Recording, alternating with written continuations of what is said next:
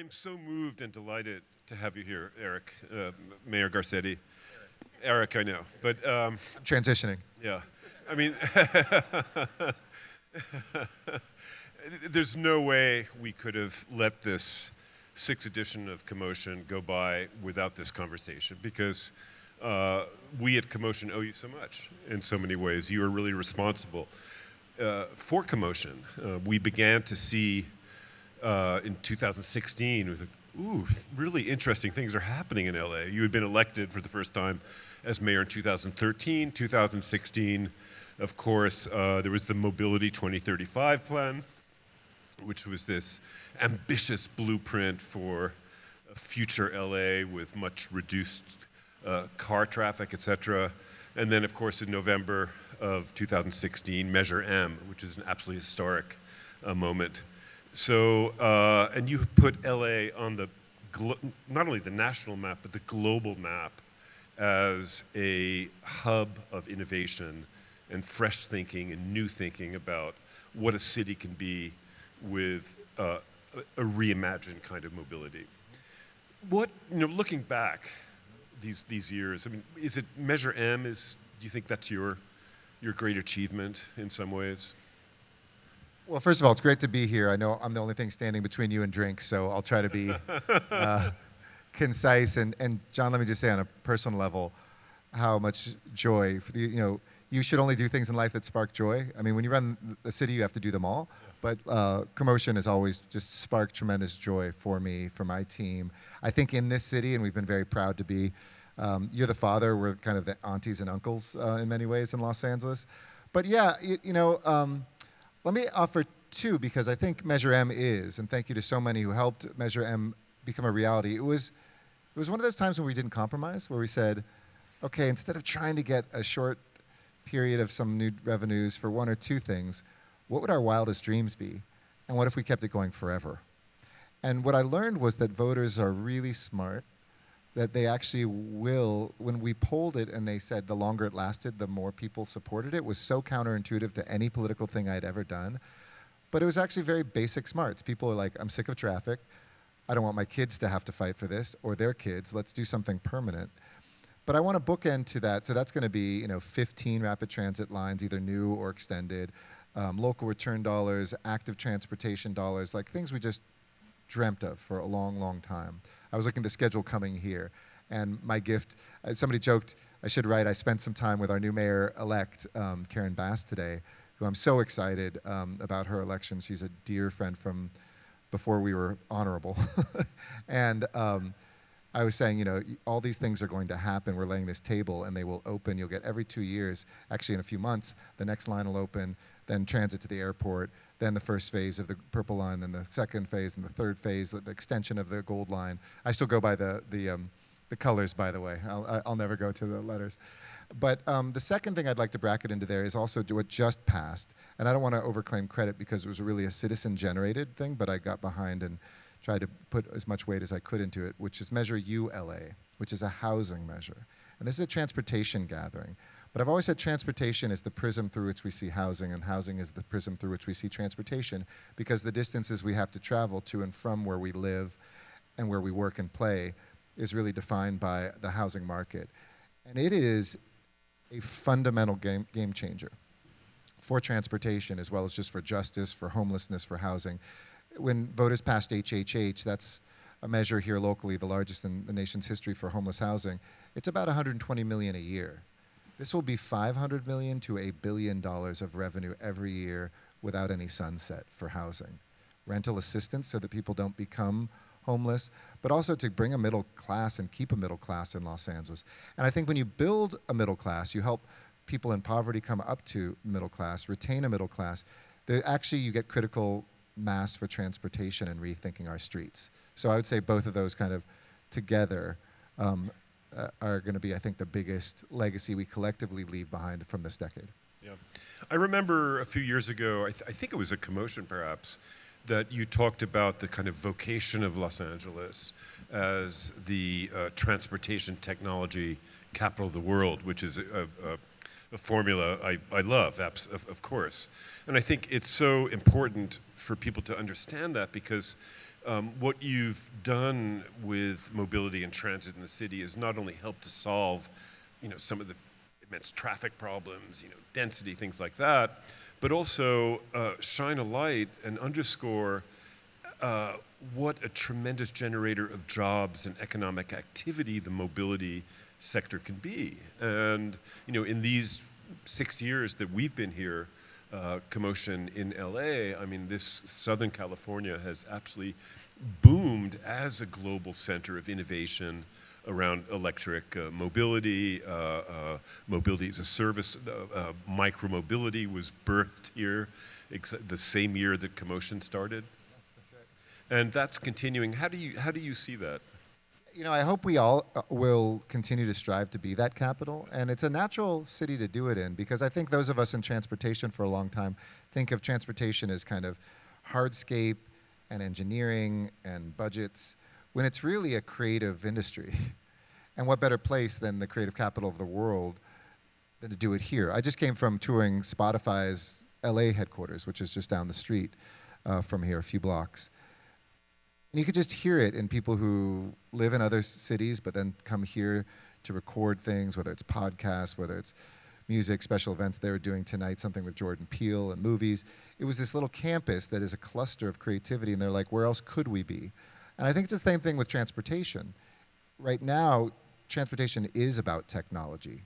When, we look at efficiency, and we've known that in LA since we created the ATSAC system in 1984 for the Olympics, which was the first system to unify traffic lights, that you want people who are those thinkers. It's why aerospace is here too, because we have engineers, but we also have architects.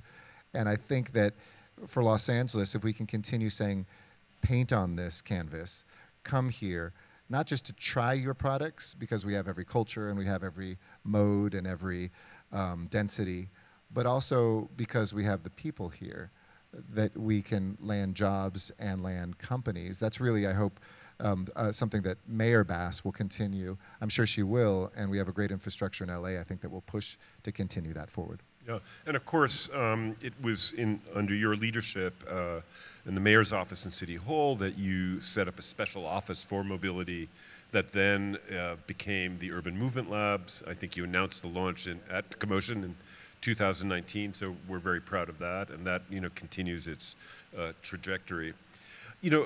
I've heard you say a few times, you've sort of waxed lyrically about your youth in Los Angeles and the post-war freeways that would get you anywhere in kind of 10, 20 minutes.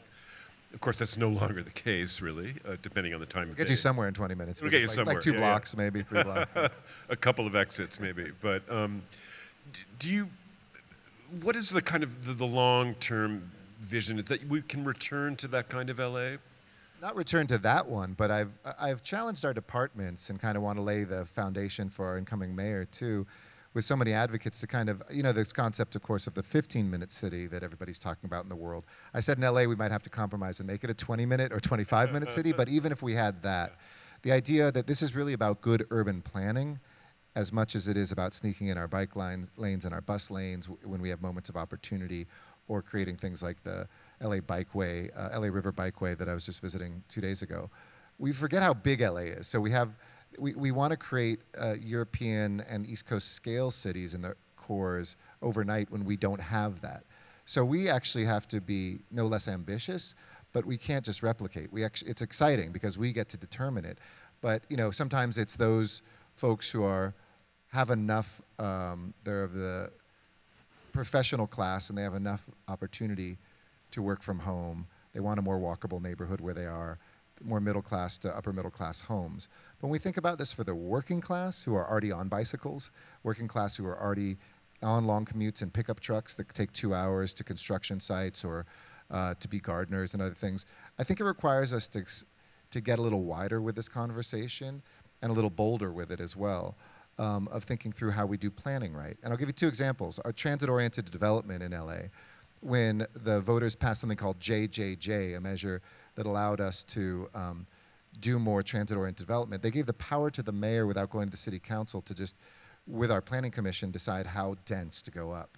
And so they came to me because in LA, land use is a full contact sport. They gave me like baby bear, mama bear, bear versions, like hoping I might pick mama bear and they could settle for baby bear. And I said, daddy bear isn't even high enough. I want higher, because I knew this was one moment in time. And I said, let's leverage that by giving people height to really build affordable housing on their dime without a subsidy.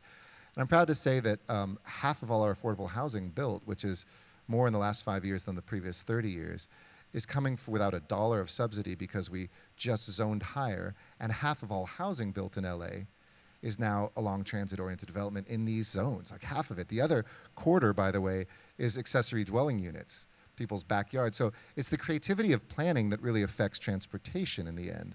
Because if you have something that still feels like a single family home area, but there's two families living there now, then transit options suddenly start to get a little richer. People do want to walk more. Businesses can survive. We oftentimes push for a mode of living, and businesses can't survive. There just isn't the density. And so I'm really proud of Angelino's that it's very few conversations these days where you have a public meeting and people say, I don't want that much density. Especially a younger generation is turning out, not paid by for a developer, not ginned up by City Hall, who are like, screw this, I want you to go even higher and denser, and I want you to do it quicker. And to me, that gives me a lot of hope that LA will build itself out. And that's one thing we still have, is a lot of space to make a city. Indeed, indeed. I mean, what a change! What a sea change in mentality, and I think you can claim credit for a large part of that. I mean, I think, from my point of view, one of the achievements of your two administrations has been selecting amazing people, and I think that's the true force of a leader, to really find the right people in the right spots. So, nominating Salida Reynolds at DOT. And her amazing work around data, which is absolutely revolutionary at the time. Phil Washington at Metro, now Stephanie Wiggins. Matt Peterson over here at the LA Clean Tech Incubator. It's truly a great crew that you have mobilized, and I think I don't think any other city can really match that in some ways. I'm sure there's other talented people, but I agree, I'm partial. These are brilliant, brilliant people I've been able to work alongside. Matt, who is our first Chief Sustainability Officer of the city ever, now running Lacey, our Clean Tech Incubator, to his successor, Lauren Faber O'Connor. Both, when I kind of go out there and I ask people, who's the best person that you know? And so when it was Phil Washington, people are like, he's the best. He's in Denver. I called the mayor of Denver, who's a friend. I'm like, can I have him? He's like, well, he's already gotten in the ground everything that we need, so it'll finish without him, sure, take him. And then he stole him back to get him at the airport, and now he's going to head up the FAA. Salida, in that case, who wasn't really known, we kind of elevated her from a couple rungs up, was brilliant, not just for LA, but she helped LA convene international conversations that really put us in the driver's seat, or the rider's seat, I should say, because on things like when we had electric scooters show up on our corners, there was a lot of push from certain corners of the industry to say, this data is ours. And she said, no, these streets are ours. And together with Philadelphia and London and the rest of the world, we'll create standards where we don't want your proprietary business stuff, but we do need to know where there's 5,000 scooters in front of the artist formerly known as Staples Center and now Crypto. We need to know how to manage that. And so really making sure that as we have transportation technology, which is great and we embrace it and we want you to be here, we also demand that you share that public space, so that I always love what technology entrepreneurs do. They're smarter than us in so many ways, but they think we're really stupid. And we have to remind them that democracy actually demands certain things, and democracy can be really smart. And if we share these things together, you'll have more long-term success, and vice versa, we'll have more innovation. And that's kind of the model that I think the people I've been able to tap have really picked. And now Salida's over at Metro, just thinking creatively of the future. And last thing is, when the Olympics and Paralympic Games come here, I really hope that's a moment for us to show off all the world's, all of this country's, and definitely all of LA's kind of transportation just dreams. Like, I want to see people floating in, air taxis. I want to see people in tunnels where they're shooting through the city. I want to see, micro mobility and EV programs that are for folks that could never afford a car but can get an EV out, like we have with Blue EV. So those things, I hope, can be a showcase to inspire us that transportation is creative and it can also be just. And the last thing that Salida helped us work on, that we're working forward, is the idea of a guaranteed basic transportation. so that you have Mobility a wallet, yeah, mobility guaranteed basic mobility, a wallet that allows people with of lower income to spend on the modes and make those choices, so we can inform our future and better build it. Right. I guess, do you have any, in the mobility and transit sphere, are there any regrets that you have, the programs that you didn't succeed or you wanted to succeed, or? I mean, we had a pandemic that we actually started to sneak more in, but we were trying to figure out, and we had a problem shoot between departments when paving and creating more bike lanes happens. I would have liked to have seen more acceleration there, although I think the problem with the politics in Los Angeles is we know until we get to like an 80% saturation, the number of people who ride doesn't go up linearly. In other words, you can add 10% of lanes, you don't get 10% more bikers. You can add 20%, you still don't get 20% more bikers. And then everybody says, see, nobody wants to bike. You really have to get up in a neighborhood at least. And I think maybe one of the things that LA should focus on is really prove this in a neighborhood that's big enough that it's not just, that it's relatively self-contained, because most people don't live and work in the same neighborhood, to get to that 80% saturation of connectivity. I think that, I mean, obviously too, the work that we need to do to figure out how to build cheaper. It's not a failure specifically, it's a problem across America, but it still is an embarrassment of how much we pay per mile for things here versus other parts of the world. And it is really it's tough for folks who are progressive and the left to not say all these well-intentioned things, environment, labor standards, labor levels, I mean, wage levels, et cetera. Like none of them is bad, but each rock is so heavy in the backpack, it slows us down, and we've got to ask ourselves fundamentally, what's more just, having a transit system that works for everybody, or making sure a less effective transit system is built perfectly? I think most people would pick the first. Yeah, absolutely.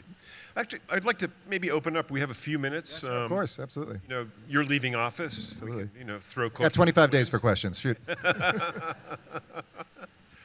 Does anybody have a couple questions for Eric? Think about it. Doesn't have to be on transportation either. It can be, Tell us while we're waiting. Tell us about. I mean, I just actually got back from India, and very much looking forward to your confirmation. I think you can do an absolutely amazing job there. India is a vast country of great cities with some very significant transportation problems, but amazing innovation. So I think I know you're going to be bringing a lot of the lessons that you've learned here in LA to India, and that can be a very fruitful exercise, I think. Although vice versa too. I mean, I was just in Indonesia, and like we brag about micro-mobility, and you explain what it is to most countries, they're like, oh, you mean the vans? Like everybody has like mostly micro-mobility. Yeah. It might not be regulated, it might not be their government micro-mobility, it might not have some of the standards and protections we do, but I think that India will be a great place to learn and a great place to bring some ideas, because if it'll pass China next year as the most populous country on the face of the earth. And as such, it's really a counterbalance in a free society versus Chinese more authoritarian and state-centered economy and obviously political system. It's the most vibrant democracy in the world. It's imperfect, it's not sometimes as liberal as us, but our democracy is pretty screwed up many times too, as I say, so we have to lead with humility there. But it is a very vibrant place of innovation. People, sometimes for survival, and sometimes because of brilliance that are there, have to hack the future. And I really think India is hacking forward our future. And whether it's a supply chain that's more reliable and more diversified for our world, if India becomes a great solar panel manufacturer, the EVs they're talking about making that could come to the market more cheaply, or whether it's some of the large infrastructure programs that they need funding for that will help reduce their emissions, less coal, less natural gas, which they're very reliant on right now, we can make a huge impact on climate. And if you look, here's the most interesting thing about India to me. If you move the start date 15 years ahead, or move it backwards, let's say for India 15 years, and compare it to China's rise out of poverty and creation of the middle class, it's actually accelerating even faster than China.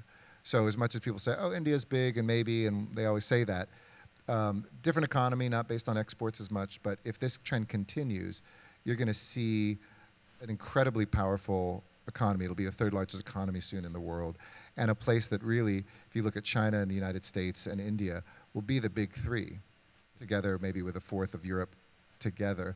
But it has the potential, if the US and India get this right, to be a force for good and a force for balance in the world. If we don't get it right, it's a pretty scary world out there right now, in a lot of ways. It's also the most entrepreneurial country. No question. Just utterly amazing. Hillary Norton. Hey there. Hello. Mayor Garcetti, I just want to thank you for your leadership in changing Los Angeles from a big city and an international city to a global city. And your service as really an ambassador for Los Angeles to the world with C40 and with your innovation, it's been remarkable. And I feel like you've already been an ambassador. Can you talk about the work you've done internationally to reintroduce Los Angeles back to the world and what you've learned from the world that you want to see here in Los Angeles in mobility and really everything else, but mostly just as you're ending a tremendous amount of public service, I want to thank you for really reintroducing Los Angeles as a city of innovation and a city that deserves to be on the world stage. Thank you. Thank you, Hillary. Hear, hear. I don't know if I deserve all that, but I'll take it since you're my cousin's cousin's cousin, so we call each other cousin. We share, yeah, she's the first cousin to my first cousin's first cousin. I don't know how you say that on Ancestry.com. But you've also been an amazing transportation leader yourself, and it's always been a joy to work with you and to see you show up in the work that you've done at the state level as well as local. You know, LA is an international city. I was a professor of international relations my last job before politics. And people said, why are you running for city council? Like, that's local, you're international. And I just had to say, like, here's your mirror and look at LA. It's the most international city in the world. It's also an interesting international city because it's a mix between the developed and developing worlds. It always has been. You know, there's a book that I don't think it would be written with this title anymore, but that I read in the 80s or early 90s, Los Angeles, Capital of the Third World. And it wasn't said in a derogatory way, it was just describing back then the terms used to describe our diversity. And, you know, I've always felt at home in Los Angeles because of my time in the world. And I also conversely always feel at home in the world because I grew up in Los Angeles. I can be on the streets of Cairo or the streets of Mumbai or the streets of Mexico City, and it feels like LA because we have those pieces and places and cultures and foods and languages.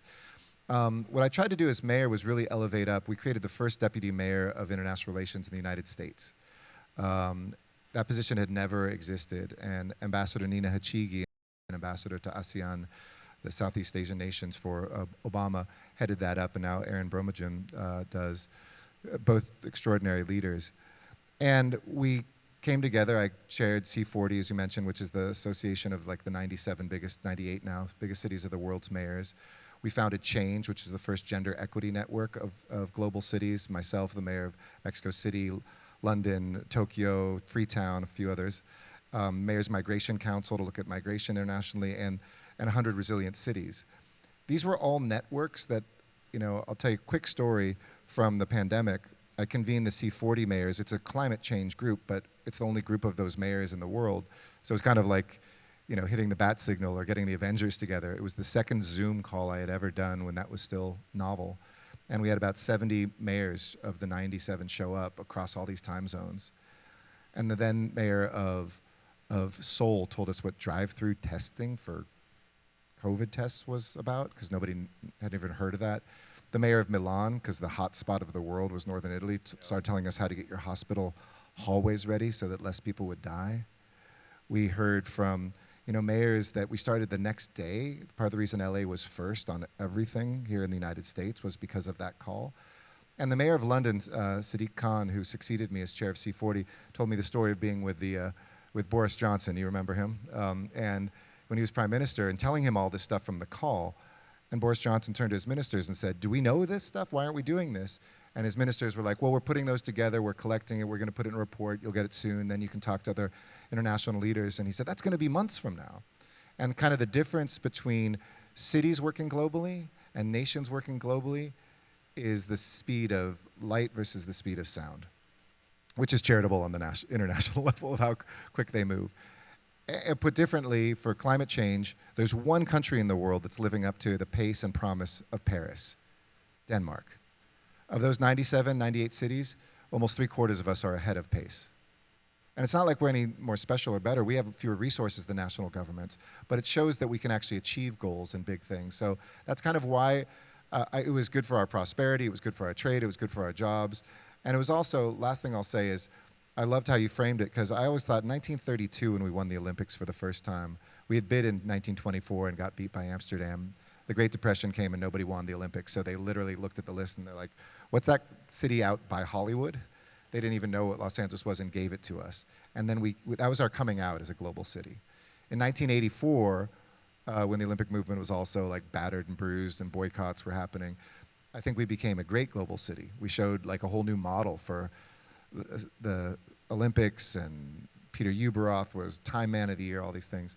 I think by 2028, people will see we're one of the most indispensable global cities in the world. In other words, LA is a necessary city, not just a great city. And I think if we work on these things with ethics and morals and justice in our forefront, not just greatness, then we will achieve that.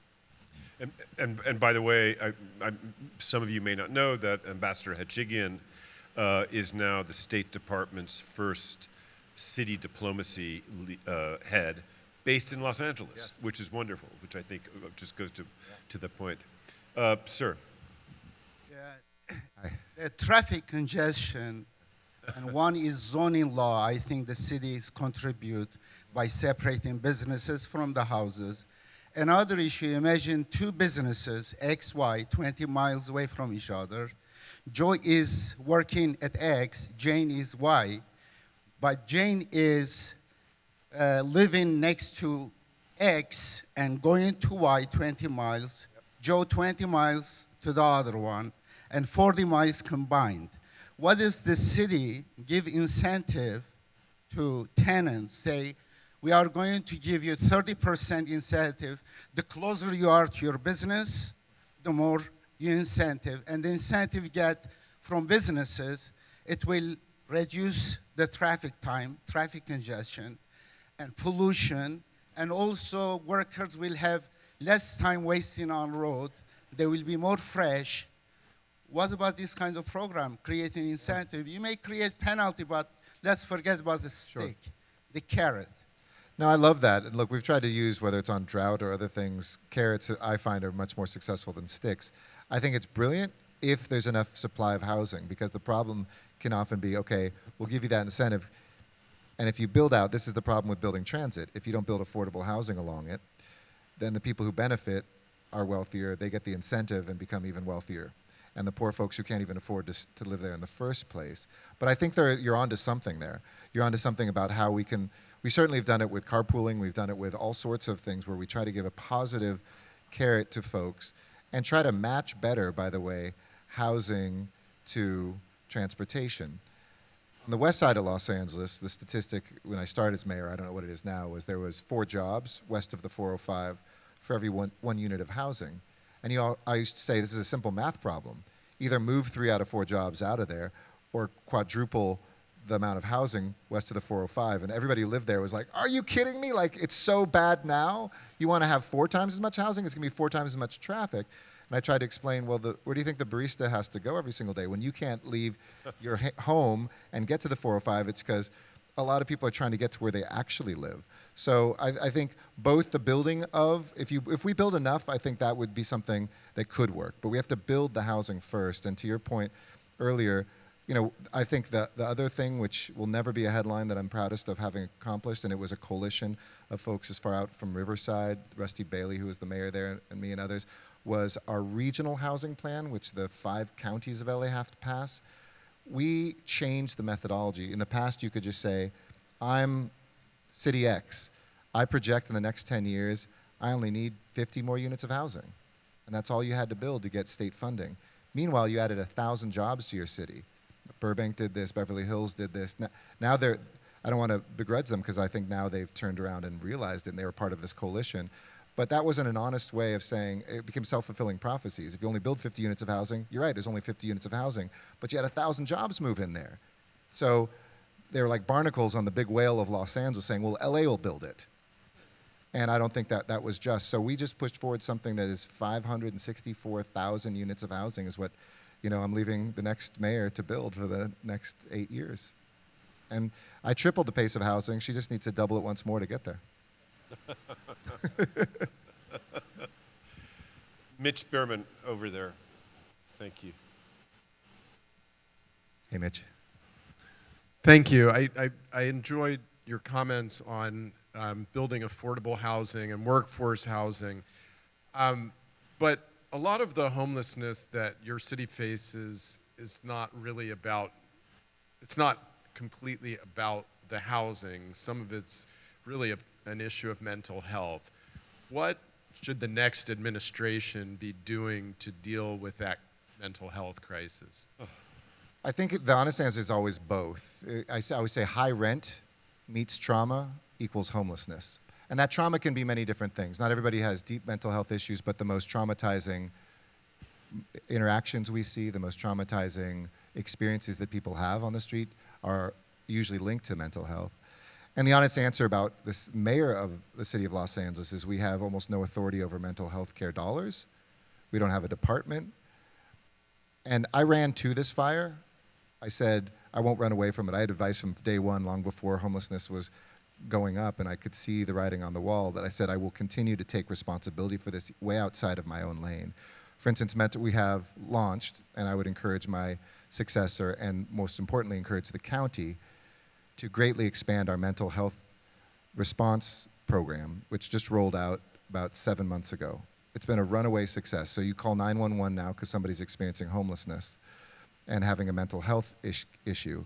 We had 2 sets we used to send, police and fire. And we train police on mental health, and they know a lot on that. And fire can transport somebody to a hospital where there's no mental health care and wait till they're released, and then maybe they get some drugs to deal with that moment, and then they're back on the streets. Only 2% of those had positive outcomes. 70 to 80% now of people are actually getting into programs and getting connected to, so the city pays for the real estate and the driver, and the county provides the clinician and the person with lived experience. You can't have too many of those vans. If we had 100 of those in the city, tomorrow some of the trauma we see in folks who are experiencing mental crisis on our street could really go away. But I'll just beg to disagree on the first point, is homes and homelessness. If every country that doesn't have homelessness that I've studied, for instance, it's not there's not mental health issues in Finland. Finland's philosophy is put them in a house on the government, put them in an apartment, put them in housing first, and then they treat the trauma. And we just have never in this country said that there's a right to housing. And you think about that, we say there's a right to not go hungry. Food stamps doesn't have a limit to how many people get food stamps because nobody should starve. People shouldn't die because they don't have health care. There's not a limit to Medicaid or Medi-Cal. Those are both entitlements. But with housing, it's like it's a lottery. And guess how many people who qualify for housing vouchers get them in the city of Los Angeles? 1 out of 8. And you wait years because that's all the federal money that there is. So you're exactly right. I would say just double down on that and really ask that question to the county too, which is not in any way to kick it off. It's going to be the county and the state ultimately that have mental health care dollars. And for a while, the county was sitting on $1 billion surplus of mental health dollars. And in fairness to them, they can't hire enough professionals. We need a pipeline the way we're trying to get a pipeline of bus drivers now, trying to get a pipeline of teachers right now. These places we have shortages. We need a pipeline of mental health professionals because there is a crisis out there in mental health that's not going away even in the next decade if we don't really, really invest. Just, I think in closing, I want to ask you one question I've always wanted to ask you, and that is, you talked about the $1 billion that the county has. One of the things that struck me always about LA, I'm not an Angelino, I'm from New York, I really came here quite recently, 6 years ago, but just how jurisdictionally challenged this geography is, with 88 municipalities, the county, the state, the overlapping jurisdictions, et cetera. Is that something that we can hope one day will change? I mean, if you had to redraw that, how would you redraw that? Perhaps that would take hours to answer, but... No. It's one of the most important questions with a somewhat satisfying and a mostly unsatisfying answer. I thought a lot about it over the 21 years I've served. LA City should be a county the way San Francisco is. We should have our mental health department. We should have social services together, and that's no strike against the county. Their Department of Public Health was marvelous to work with. We don't have a public health department. we would integrate in much more if we had fewer levels of government. Right now we have 25 levels of government. Literally, like your water has its own government, mosquitoes have their own government, vector control, community colleges have their own government, regular schools have their own government, city, county. I mean, it's nuts. So yes, will that happen anytime? Or the other way is to unify those 87 other cities into the city of LA. I don't think that's going to happen. I'd love for it. It would be logical, but there's all these cities who like point to LA, oh, thank God we're not LA. From LA, people say, why can't we be more like West Hollywood or Santa Monica? They don't point to the poorer cities. Those just happen to be wealthy cities, not just small cities. And if I had the per capita tax dollars of either of those, we could spend a lot more on our problems. But I do think, and one of the things that I've spoken out, especially in the face of what we saw come out, the horrible words we saw come out of City Hall, well, not out of City Hall, but leaders from City Hall recently on tapes, was it's a time for charter reform again. And I think we should have a mandatory charter reform every 20 years in this city to really look at what departments, institutions. I hate the cliche that people say, well, LA is a weak mayor system. It's not in political science terms and not in practice. While I'd love to have some of those county responsibilities in New York and San Francisco and Chicago do, they also don't have their own airport, they don't have their own port, they don't have their own utility, their own electricity, and they don't have the same level of influence over their metropolitan transit authority that we do here. So it's a trade-off. I think it's a balance. We're stronger in some ways, they're stronger in other ways. But why don't we not make this about turf wars and you, the people of LA, say, we demand a rethinking because problems like homelessness don't work when there's 17 levels of government that have to each take their bite.